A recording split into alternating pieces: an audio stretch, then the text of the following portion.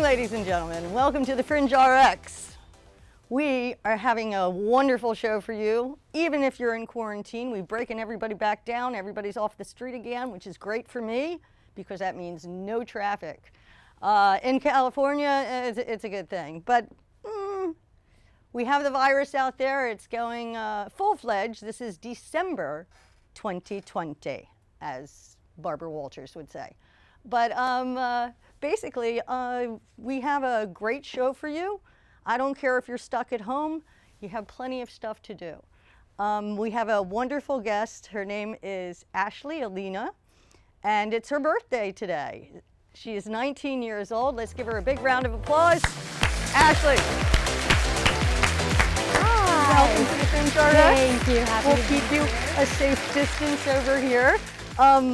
We're here at Manhattan Beach Studios. They've just closed the lockdown again, but we are still doing a show. We're very lucky. Here. Yeah. Yes. So you're from Riverside. Did you drive down this morning? I did.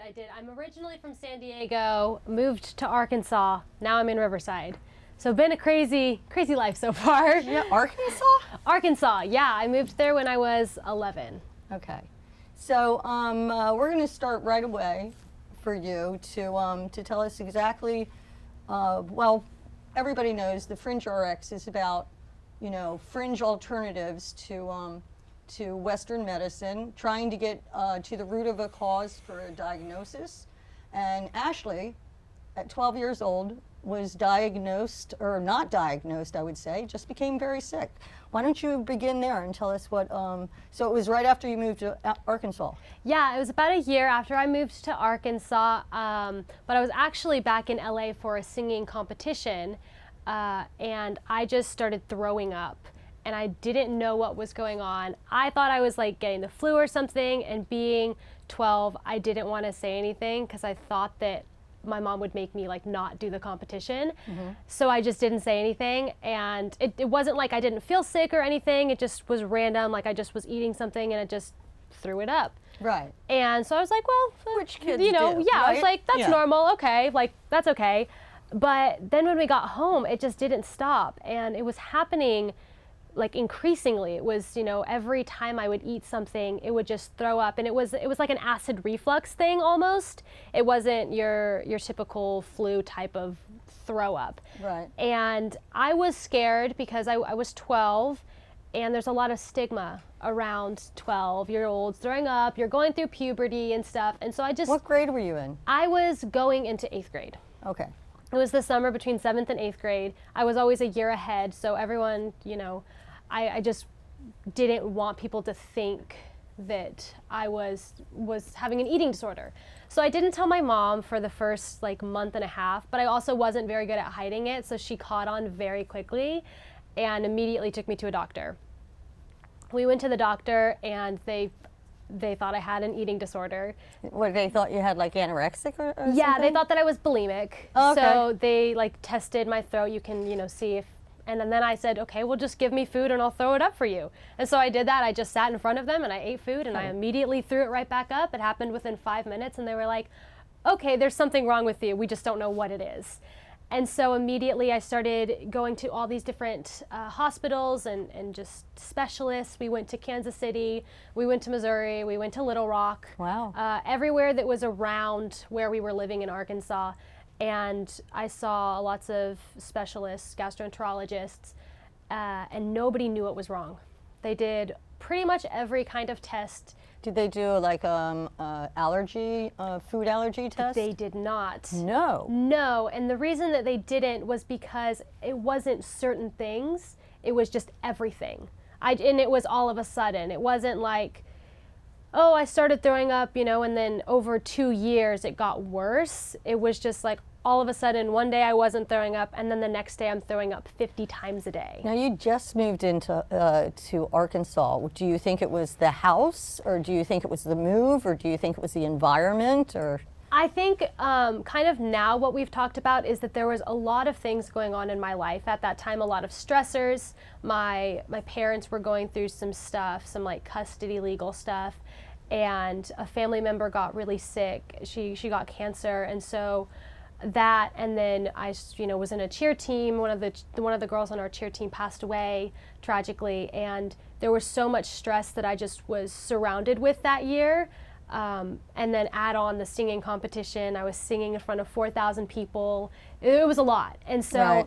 I think that it was kind of the perfect storm, all those stressors plus the not extremely healthy diet that I was under, just kind of my body's way of dealing with it. Well, okay, so if you were suffering from of having to like throw up all the time, and this happens to some people that I've known, that they couldn't absorb the nutrition either, right? So did you get very skinny? Yes, yeah, I was eating about 3,000 calories a day, and I was losing weight. I was 105 pounds at 13. Well, that's not too bad. It's not too bad, Yeah. but I looked very skinny. You could see my ribs, and it was scary just given how much I was eating. Right. I wouldn't really digest things. I mean, I didn't have any time to. It immediately came back up. It wasn't even like 15 minutes. I'd be eating, throwing up, eating, throwing up. Wow. And after a full year in 8th grade, we spent pretty much all year going to all these different hospitals, different testing centers. I missed so much school. Well, what did you do about that? I mean, did you, because sometimes people will, if you lose too many days, you automatically flunk out or something like that. Did that happen to you? That happened in 9th grade. In Okay. 8th grade, it didn't. My junior high was very understanding. The teachers and the principal knew what was going on, but the kids didn't. And so it caused a lot of social tension for me because I was still getting A's. I was doing all of my work from home and coming in whenever I could, still doing all my assignments, but I wasn't in school, and a lot of the kids were not nice to me about it. They thought that teachers were playing favorites, or it was yeah. because I was on the cheer team, or because they didn't understand that I still got the lead in the musical, for example, because I wasn't at school. And then eventually, yes, in 9th grade, what ended up happening was after my first semester, we had a meeting with the principal to talk about phasing into going back. And she just said, you can't, like, you've missed too many days. Right. And we have like a policy. And so my options were to take all Fs for the semester, or just completely redo the full semester from an online homeschool program. Right. So obviously there's no choice there, and I became homeschooled. So how long did you stay in Arkansas? I stayed in Arkansas, we moved in 2019, Okay. which is about when I got sicker. So that was just Yes. last year? Yeah, it was Okay. just last year. So after 9th grade, I kind of just decided I didn't want to see any more doctors. Nobody was figuring out what was wrong with me, and they kind of had just said, well, it's a chronic thing. Well, it is frustrating to go from doctor to doctor to doctor and get, hey, we don't know what it is. Yeah, and I think that they just kind of, in a sense, kind of gave up. They were like, you're going to have to live with this. And some people thought that it had to do with the stress that I put on myself for school. So they thought, well, eventually when you graduate high school, when you start your life, when you get more settled Right. into life, it'll go away on its own. And I think that was the only clear answer I had. And so that's what I held on to, which is how I graduated at 16.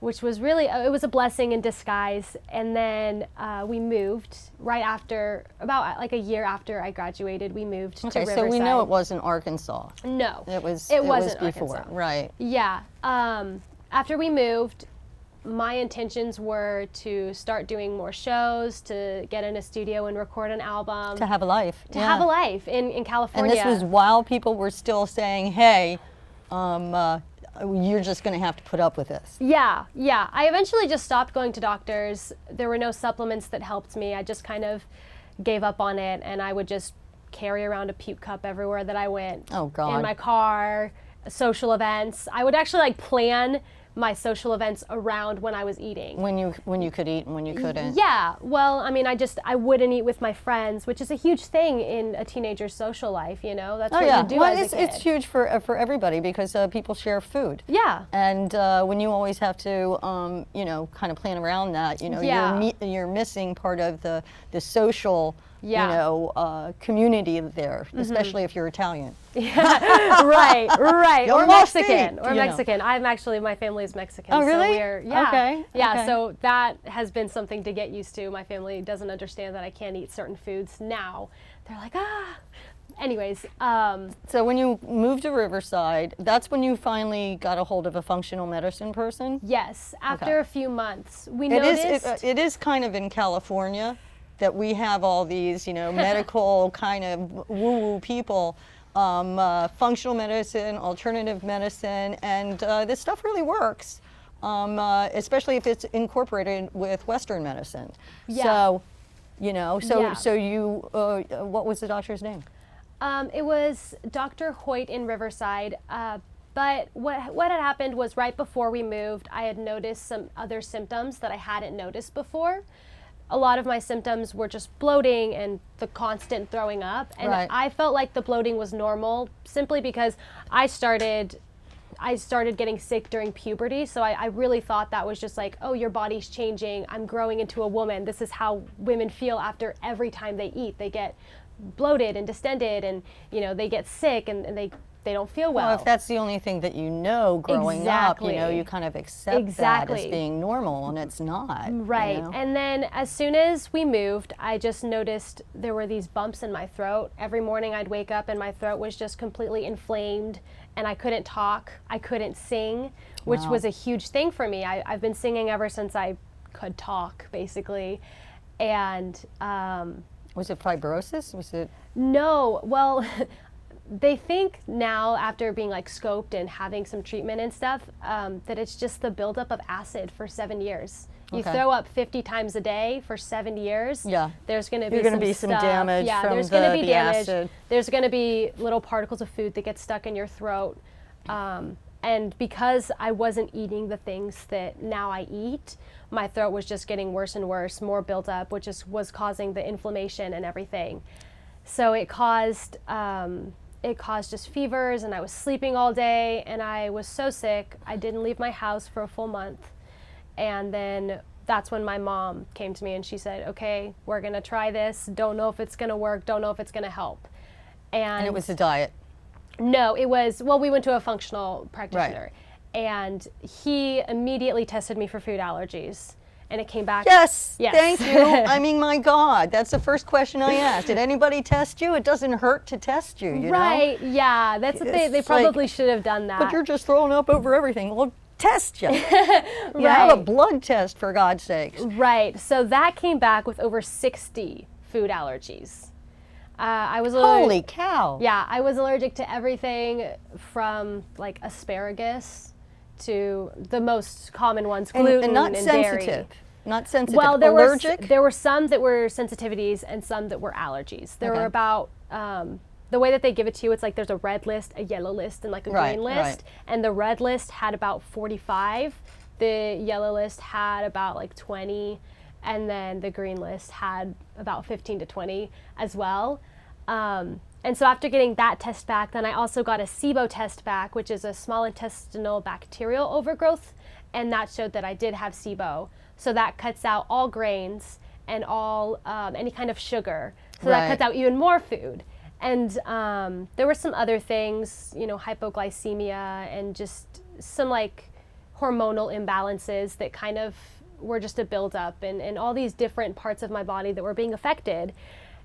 which is why I had so many symptoms. Right. Come like November of last year. That's why I literally could not function as a person, because it was just such a buildup, and my body was attacking all these different parts of everywhere. Yeah, when your immune system kicks up like that. Now, do they say that Sibo is a autoimmune disorder? It's not a recognized autoimmune disorder. Yeah, I did not think so, but no, yeah. It's not. But I think, once you get into the autoimmune disease things, they really all start to go hand in hand. And if you have one thing like ulcerative colitis, then it's probably caused by leaky gut, or it Right. causes leaky gut, or there are all these little things that just start developing. And that's kind of what happened and with Sibo too. So give me a list of like your typical meal that you can have. So now I'm starting to incorporate some of the sensitivities back in. Okay. But did you do the 30-day? It was not a 30-day. It was a 6-month for me. Okay. It was very, very long, and every time I would try and incorporate one thing, we'd take like 5 steps back because I got worse. Okay. Was it the AIP, the Walls diet, the Paleo diet? I mean, there's so many of them out there. But Right. There are so many out there. For me, none of those worked because I was allergic to a lot of things that are on AIP. I'm allergic to coconut. I'm allergic to almond. I'm allergic to, like lettuce. Those are things that are sensitive to lettuce. how can you be allergic to lettuce? Well, sensitive to it.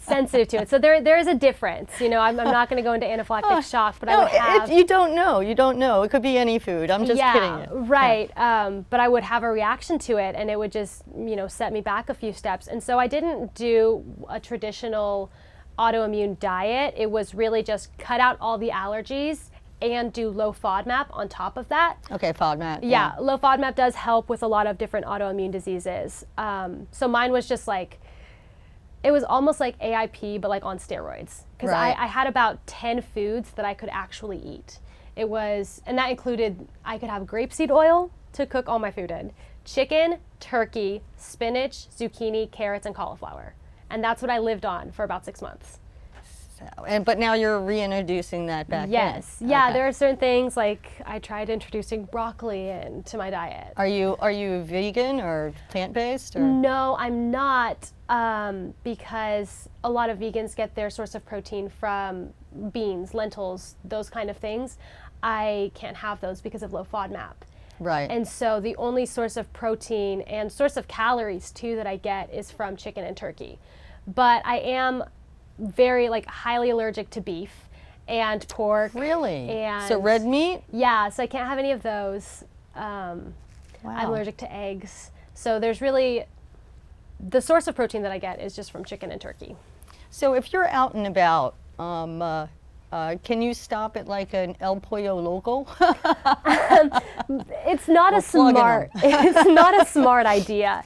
Those kind of places, they use a lot of oils, they Right. use soy oil, or they I run into that too. It's like, canola what kind of oil are you using? Right, Yeah. and even so, it's processed, packaged, it's not organic. So it has antibiotics in it, or it has just different things that I probably shouldn't be putting into my body. Right. I'm not against it now, but for a very long time, I would show up to dinner with my friends with my little container of chicken and spinach, and I'd just be eating it all by myself. But now, But you look very healthy, and I got to say that, a lot of people that are sick, especially with an autoimmune disease, that you can't see if somebody's sick. You can't see if they're having a problem, and a lot of times they don't get any sympathy from family members or friends and stuff like that, because they're just the weird person with the funky diet, Right. And I go through the same thing. I have to apologize at restaurants, going like, I'm sorry, I'm that person now. I do apologize at restaurants as well. Thankfully, I do have a great support system. Once I finally opened up to my friends and my family about my health, they were all super receptive, and even now, if we're gonna go out, they look at the menu, they'll be like, oh, we can order this and this and this. That's good. And put this together for you to eat. So it's a matter of opening up, because that's the hardest part. You don't want to be looked at as different. There were a lot of people that didn't want to eat things in front of me that I couldn't eat. Right. And that, you know, kind of approach it in a way of like, are you going to be okay? You know. You don't want people like looking at you like they're worried or, right, you know. Right. And I know it just comes from a place of concern, but also I want to, you know, I'm normal to a certain extent. Right. And you were athletic, you were a cheerleader and all that stuff. Dancer. So you don't want to like go and like, oh, what's wrong with, so how long did you keep it a secret? Just until this past year. So for 6 years, I got very good at hiding my throwing up. Like my mom and my brother, they were the only ones that really knew. They were the only ones that ever saw it. But it is a little bit like anorexic. In some ways, yes. Some ways, yes. I just had no control over this. Yes. But yeah, keeping it a secret and going like, you know, well, nobody wants to say like, And like I said, for the longest time, I thought that all the other symptoms that I had, besides throwing up, I thought that they were all normal because it happened. You were so young. Yeah, I was so young when it happened. I just thought, oh, my body's changing and this is what normal is. And then a year ago, I was at a doctor's appointment and he asked me how much I get bloated after eating like 2 bites. And I was like, oh, like this much. And he was like, that's not normal. Right. And I just started crying. Yay. I started crying. I was like, really? That's not normal? It was liberating to get answers. Right. And like you said, it's hard when you don't look sick. You know, nobody knew that. And that's why in school people didn't understand. I would just say, well, I'm sick. And they'd be like, no, you're not. Right, You're faking, you know. But once you finally can put a label on it and you can kind of explain it, you understand it. So how did that make you feel? I mean, were you relieved? Did they say it was chronic? Is it not something? Or did they give you prescriptions? What exactly was the process? We went on some supplements, and because we were dealing with so many different imbalances, there was the hormone imbalance, there was like my blood sugar, my insulin levels that were just kind of not normal. I wasn't sleeping through the night, so they were like, okay, well, let's look at your cortisol levels and see what's happening there. And then of course the allergies and the Sibo, and they were like, okay, well, we need to kill Sibo, but then we need to put probiotics into you. So we had all these supplements, and it got to a point that it was too much for my body. Did insurance cover any of this? No. No. Yeah, see, that's my problem. Like, insurance doesn't cover functional medicine or supplements or vitamins or anything like that. Yeah, it was an expensive treatment. It was a 9-month treatment that we ended up doing, and it covered the supplements. Like, there was a flat fee that we just paid. It covered all of the supplements and the acupuncture and the different appointments that I was going to. But yeah, no, it's not cheap. The acupuncture wasn't covered either, was it? Oh, no, I mean, sorry, not acupuncture, chiropractic. Oh, chiropractic? Yeah, okay. Sorry. No, sorry. I got the acupuncture. Yeah, I mean, I haven't done the chiropractic. I've heard that helps. I have heard that it helps. I think that once we started doing supplements and I kind of started to get a routine, it just got really hard because it got hard. Yeah, it got hard. I mean, it was nice to know, but it got really hard because I wasn't going to ask my family to go on the same diet as me.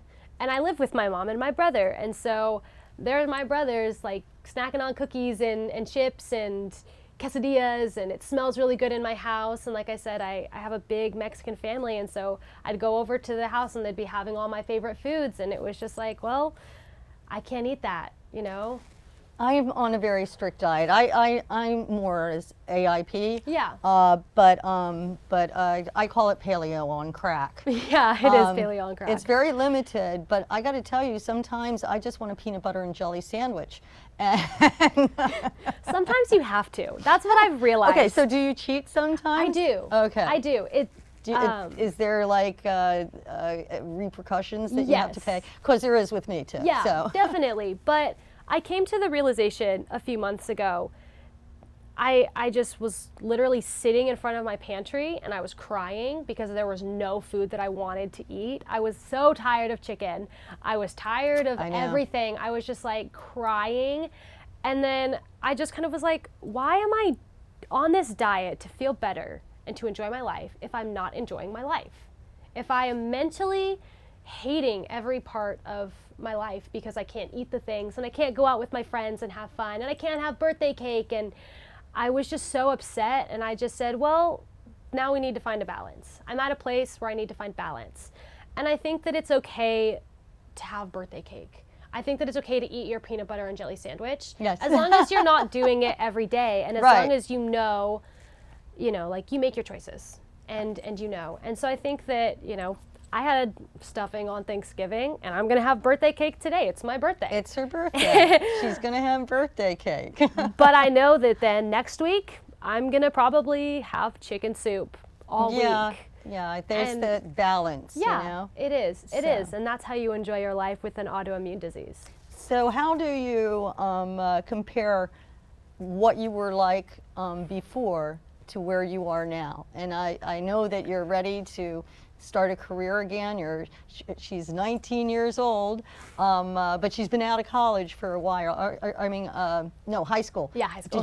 Did you go to college? No, I haven't gone to college yet. My intention was to take the gap year when I first got out here. When we first moved, I was taking the gap year so that I could record an album and see what I could do on my own before I went to college. And then of course I got so sick and I had to put all my energy and all my focus into getting better, that my gap year became about that. And now, so I want to, COVID then hit and the world ended. And the world COVID. ended, and Yes. now colleges are all online. And so I felt like, well, right now is not the time for me to go to college. I don't want to do an online program because I would major in musical theater, and that's hard to do online. Yeah, that's really hard to do online. So I thought, I have time. I am taking classes at a conservatory. Really? Which one? Lee Strasberg. Okay, very nice. Yeah, there's Strasberg, yes, very nice. There's one in LA. Actors Studio? Yes. Yeah, that's very good. Yeah, so- are you taking them online? Yes. So Very odd. very yes. interesting experience. 2020 has just been an interesting experience for everyone. But So what are your aspirations now? Now that you feel better? my goal has always been Broadway. I love live theater. I have always loved it. I've been doing musicals since I was probably like 4 or 5. So hopefully in the next couple years, I'll be able to move to New York and get on Broadway. But I also love the Hollywood scene. I would love to do any kind of film, commercials even, or anything. And I love music. I write my own songs. I'm going to sing a song for you guys later that I wrote. Right. And so I think that also like putting out an album would be really cool too. Do you have a producer and somebody that's going to put that together for you? I do. When I was in Arkansas, actually, there was someone who had their own studio, and he was from LA. His parents kind of worked in the industry, and then he moved out to LA to score movies. And then I moved out to LA, and we kind of started to connect, but then I got sick, and then now COVID and everything. So hopefully when things kind of settle out a little bit, we'll get back into the studio. And yeah, it's the whole the coronavirus that has really kind of strapped everybody down, but it's also given people a lot of time to reflect. So it actually gives you time to restructure your life from being sick for so long. I mean, from 12 years old till 19, that's a pretty long way. Yeah. But you look healthy. You're a beautiful girl. Thank you. I don't know how that has affected your dating. But basically, you'll be up and running. So have you written the songs for the album? I have, yeah. Okay. Do you know what song you're going to sing for us today? Yes, it's called When We Fight. It's what? Called When We Fight. Okay. Yes. And tell me the story behind this. It's a song about a breakup, kind of. After I dated someone for a few years, and we kind of just had For this. a few years? Well, almost 2. It was like on and off. Okay. It was on and off. But it's just kind of about the process of going through the breakup and then getting back together and then realizing it's a bad idea and taking a step back. And it has to do with like long distance too.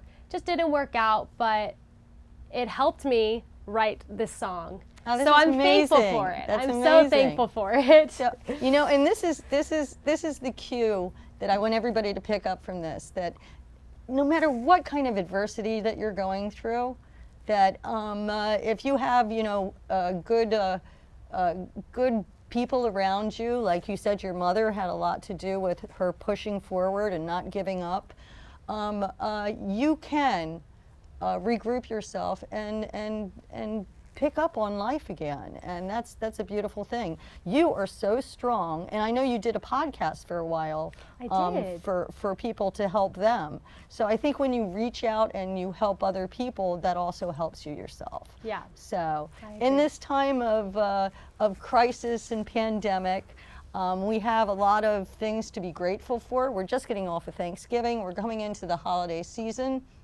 And we're going to give a big round of applause for Ash, and we're going to listen to her song.